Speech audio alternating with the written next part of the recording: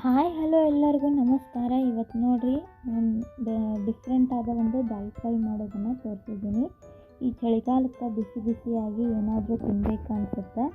ಈ ಥರ ಬಿಸಿ ಬಿಸಿಯಾಗಿ ದಾಲ್ ಫ್ರೈ ಅನ್ನದ ಜೊತೆ ಆಗಲಿ, ಚಪಾತಿ ಜೊತೆ ಆಗಲಿ, ರೊಟ್ಟಿ ಜೊತೆ ಆಗಲಿ, ಯಾವುದ್ರ ಜೊತೆ ಆದ್ರೂ ತಿನ್ಕೋಬೋದು. ಬಿಸಿ ಬಿಸಿಯಾಗಿ ತಿನ್ಕೊಂಡ್ರೆ ಹೊಟ್ಟೆ ತುಂಬ ಊಟ ಆಗುತ್ತೆ. ಇದೊಂದು ಮಾಡಿದ್ವಿ ಅಂತಂದ್ರೆ ಅನ್ನದ ಜೊತೆನೂ ಆಗುತ್ತೆ, ಚಪಾತಿಗೂ ಆಗುತ್ತೆ, ಎಲ್ಲದ್ರ ಜೊತೆನೂ ಆಗುತ್ತೆ ರೀ. ಈ ದಾಲ್ ಫ್ರೈ ಹೆಂಗೆ ಮಾಡಿದ್ವಿ ಅಂತ ನೋಡ್ಕೊಳ್ತಿದ್ದ ಮುಂಚೆ ನನ್ನ ಚಾನಲ್ನ ಯಾರಾದರೂ ಸಬ್ಸ್ಕ್ರೈಬ್ ಮಾಡಿಲ್ಲ ಅಂತಂದ್ರೆ ಪ್ಲೀಸ್ ಸಬ್ಸ್ಕ್ರೈಬ್ ಮಾಡಿರಿ.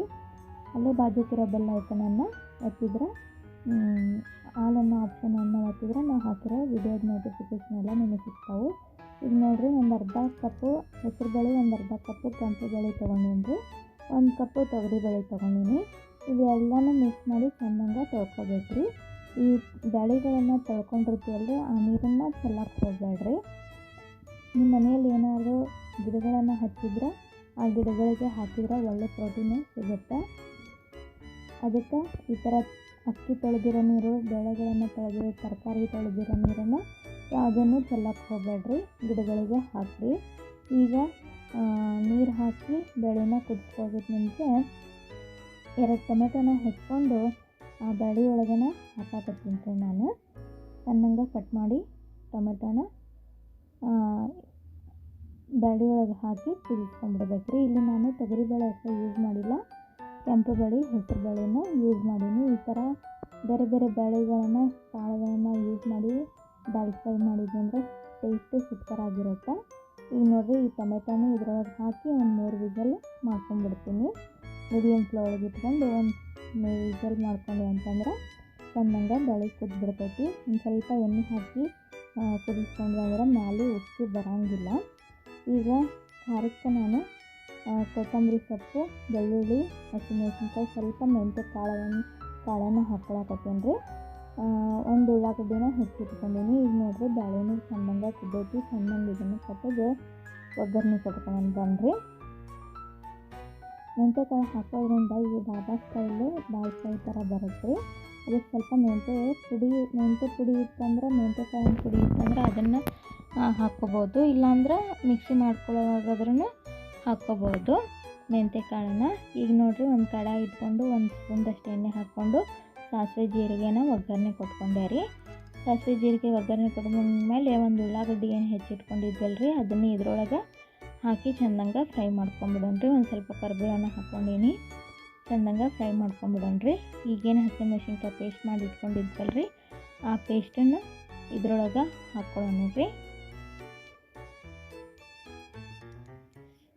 ರುಚಿಗೆ ತಕ್ಕಷ್ಟು ಉಪ್ಪನ್ನು ಹಾಕ್ಕೊಂಡೆ.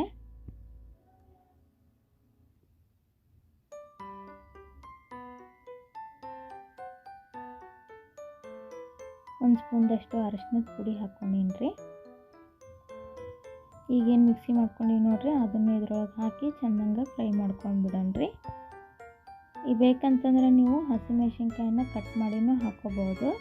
ಈ ಥರ ಮಿಕ್ಸಿ ಮಾಡಿ ಹಾಕ್ಕೊಂಡ್ವಿ ಅಂತಂದ್ರೆ ಟೇಸ್ಟು ಸೂಪರಾಗಿರುತ್ತೆ. ಈ ಚಳಿಗಾಲಕ್ಕೆ ಖಾರವಾಗಿ ತಿನ್ಬೇಕನ್ಸುತ್ತಲ್ರಿ, ಅದಕ್ಕೆ ಈ ಥರ ಮೆಣಸಿನ್ಕಾಯಿ ಪೇಸ್ಟ್ ಮಾಡಿ ಹಾಕ್ಕೊಂಡು ಅಂದ್ರೆ ಟೇಸ್ಟು ಸೂಪರಾಗಿರುತ್ತೆ. ಬಿಸಿ ಚಪಾತಿಗೆ ರುಚಿಯಾದ ದಾಲ್ ಫ್ರೈ ರೆಡಿ ಆಗಿಬಿಡುತ್ತೈತಿ. ಈಗೇನು ದಾಲ್ ಕುದಿಸ್ಕೊಂಡು ಇಟ್ಕೊಂಡಿದ್ವಲ್ರಿ ಆ ದಾಳನ್ನು ಇದ್ರೊಳಗೆ ಹಾಕಿ ಚೆನ್ನಾಗಿ ಕಲಿಸ್ಕೊಂಡ್ಬಿಡ್ಬೇಕು. ಇದಕ್ಕೆ ನಿಮ್ಗೆ ಯಾವ ಹದಕ್ಕೆ ಬೇಕು ನೋಡಿಕೊಂಡು ನೀರನ್ನು ಹಾಕ್ಕೊಡ್ರಿ. ಈಗ ನೋಡಿರಿ, ಚೆನ್ನಾಗಿ ಒಂದ್ಸರಿ ಕಲಿಸಿದ್ಮೇಲೆ ನೀರನ್ನು ಹಾಕ್ಕೋಬೇಕ್ರಿ. ಇದೆಲ್ಲ ಮಸಾಲೆ ಜೊತೆ ಬೇಳೆಗಳೆಲ್ಲ ಕುದಿಸ್ಕೊಂಡಿರ್ತೀವಲ್ರಿ ಅದನ್ನೆಲ್ಲ ಹೊಂದ್ಕೋಬೇಕಂತಂದ್ರೆ ಒಂದು ಸ್ವಲ್ಪ ನೀರನ್ನು ಹಾಕ್ಕೋಬೇಕಾಗತ್ತೆ ರೀ. ಈಗ ಒಂದು ಸತಿ ಚೆನ್ನಾಗಿ ಕಲಿಸ್ಕೋಬೇಕ್ರಿ. ಆಮೇಲೆ ಈಗ ಈ ಡಾಬಾ ಸ್ಟೈಲ್ ಟೇಸ್ಟ್ ಬರಬೇಕಂತಂದ್ರೆ ನಾ ಮಿಕ್ಸಿ ಮಾಡ್ಕೊಂಡು ಮುಂದಾಗೂ ಮೆಂತ್ಯ ಕಾಳನ್ನು ಹಾಕ್ಕೊಂಡಿದ್ದೆ. ಈಗ ಒಂದು ಸ್ವಲ್ಪ ಕಸ್ತೂರಿ ಮೇಥಿನ ಕೈಯಲ್ಲಿ ಉಜ್ಜಿಬಿಟ್ಟು ಹಾಕ್ಕೊಳಕತ್ತೀನಿ ರೀ.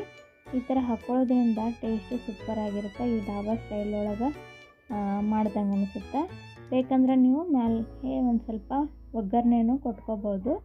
ಜಾಸ್ತಿ ಎಣ್ಣೆ ಆಗುತ್ತಂಥೇಳಿ ಈಗ ಇಷ್ಟನ್ನು ಸಿಂಪಲ್ಲಾಗಿ ಒಗ್ಗರಣೆ ಕೊಟ್ಕೊಂಡೀನಿ.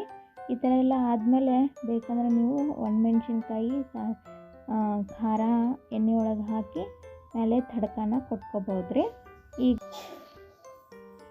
ಈಗ ನೋಡಿರಿ ದಾಲ್ ಫ್ರೈ ಒಂದು ಸ್ವಲ್ಪ ಚೆಂದಂಗೆ ಕುದಿಸ್ಕೊಂಬಿಡ್ಬೇಕು. ಈಗ ಚೆಂದಂಗೆ ಕುದ್ದೈತೆ ನೋಡಿರಿ ದಾಲ್ ಫ್ರೈ ರೆಡಿ ಆಯಿತು. ಈಗ ದಿಢೀರ್ ಅಂಥೇಳಿ ಈ ಥರ ಬೇರೆ ಬೇರೆ ಬೇಳೆಗಳನ್ನು ಕುದಿಸಿ ಮಾಡ್ಕೋಬೋದು ದಾಲ್ ಫ್ರೈ ಈಸಿಯಾಗಿ. ಮಕ್ಕಳು ಇಷ್ಟಪಟ್ಟು ತಿಂತಾರೆ, ಮನೆ ಮಂದಿ ಎಲ್ಲ ಇಷ್ಟಪಟ್ಟು ತಿಂತಾರೆ. ಈ ಥರ ಟ್ರೈ ಮಾಡಿ ನೋಡಿರಿ, ಈ ಚಳಿಗಾಲಕ್ಕೆ ಒಳ್ಳೆ ರೆಸಿಪಿ. ಈ ವಿಡಿಯೋ ಏನಾದರೂ ಇಷ್ಟವಾದ್ರೆ ಪ್ಲೀಸ್ ಒಂದು ಲೈಕ್ ಕೊಡೋದನ್ನು ಮರೆಯೋಕ್ಕೆ ಹೋಗಬೇಡ್ರಿ. ನಮಸ್ಕಾರ, ನಾಳೆ ಸಿಗೋಣ.